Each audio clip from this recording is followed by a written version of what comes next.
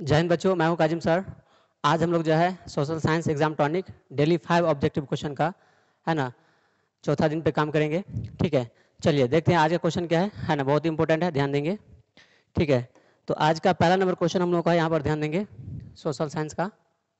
ठीक है, ठीक है कि पर्यावरण संरक्षण हेतु पहला विश्व शिखर सम्मेलन कहाँ हुआ था, ध्यान दीजिए।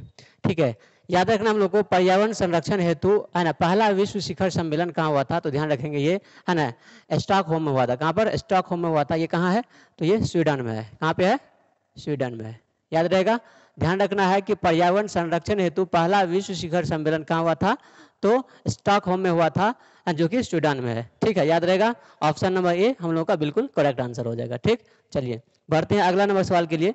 तो अगला नंबर सवाल हम लोग को यहाँ पर ध्यान देंगे।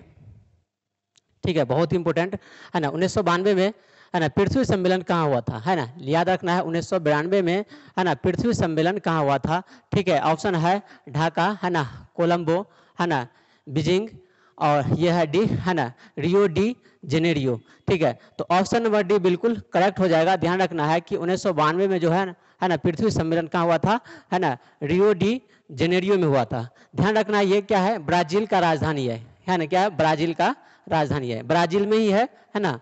ब्राजील, ब्राजील में है ये। ब्राजील का क्या है? राजधानी है, याद रखना ये ब्राजील का राजधानी है। ठीक है, ये सम्मेलन जो है ना ये 3 जून से है ना 3 जून से 14 जून तक हुआ था। ठीक है, 14 जून तक 1992 में हुआ था। ठीक है, याद रखना है 3 जून से 14 जून तक हुआ था 1992 में, है ना। ध्यान रखना है कि रियो डी जो है, रियो डी जेनेरियो जो है ये क्या है? ये ब्राजील का राजधानी है। ठीक, 3 जून से 14 जून तक है ना ये सम्मेलन चला था। ठीक है, इसका मुख्य पर्पस था है ना विकास, मतलब विकास के दृष्टि से जो है ये सम्मेलन किया गया था। ठीक है, इसको ध्यान रखना है। ठीक, बहुत ही इंपॉर्टेंट है ना। इसका इस क्वेश्चन का आंसर हो जाएगा ऑप्शन नंबर डी, बिल्कुल सही। ठीक, चलिए बढ़ते हैं अगला नंबर सवाल के लिए। तो अगला नंबर सवाल है हम लोग को यहाँ पर, है ना, भारत में कोयले का सर्वप्रमुख उत्पादक राज्य क्या है ना। भारत में जो है ना कोयले का सर्वप्रमुख उत्पादक राज्य जो है झारखंड है। कौन है? झारखंड। ऑप्शन नंबर भी बिल्कुल करेक्ट हो जाएगा। ध्यान रखना है कि कोयले का जो सर्वप्रमुख उत्पादक राज्य झारखंड है, ये पहला स्थान पे है। ठीक है, ध्यान रखना है ना, झारखंड पहला हो गया। ठीक है, दूसरा स्थान पे है ना ओडिशा। दूसरा स्थान पे है ओडिशा। ठीक है, ओडिशा। ठीक है, दूसरा स्थान पे कौन है? ओडिशा।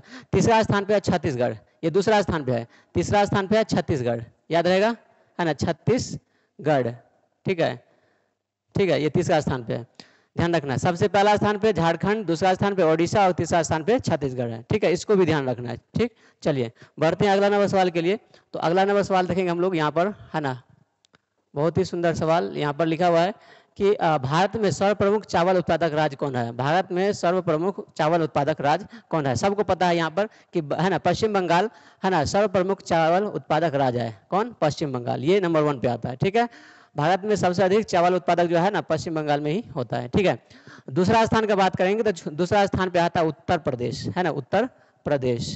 ठीक है, याद, ये भी याद रखना, उत्तर प्रदेश दूसरा स्थान पे आता है। ठीक है, उसके बाद आता है पंजाब, उसके बाद आता है पंजाब। ठीक है, याद रखना है सबसे ज्यादा पश्चिम बंगाल, उससे कम उत्तर प्रदेश, और तीसरा स्थान पर पंजाब आता है। ठीक, चलिए बढ़ते हैं, है ना। अगला नंबर सवाल, लास्ट सवाल है, ध्यान देंगे हम लोग। ठीक है, बहुत ही सुंदर। ठीक है, सवाल कर रहा है कि भारत में रेडियो का पहला प्रसारण किस वर्ष हुआ था, है ना। भारत में रेडियो का पहला प्रसारण किस वर्ष हुआ था? ध्यान में रखेंगे 1923 में हुआ था। कब? 1923 में हुआ था। ये जून में हुआ था, है ना, जून 1923 में हुआ था, याद रहेगा। जून 1923 में जो है ना भारत में रेडियो का पहला प्रसारण किया गया था। ठीक, याद रहेगा। तो इस तरीके से सोशल साइंस में भी हम लोग आज 5 ऑब्जेक्टिव क्वेश्चन कर लिए हैं, और इसी तरीके से डेली करेंगे, ज़्यादा नहीं, थोड़ा थोड़ा करेंगे, वही ज़्यादा हो जाएगा। ठीक है, सारा कॉन्सेप्चुअल है, और इससे रिलेटेड जो भी कॉन्सेप्ट है वो भी मैं बता दिया हूँ आप लोगों को। ठीक है, अगर वीडियो अच्छा लगा हो तो प्लीज़ वीडियो को लाइक करें, कमेंट करें और वीडियो को शेयर करें। थैंक यू सो मच, मिलते हैं नेक्स्ट वीडियो में, तब तक के लिए जय हिंद।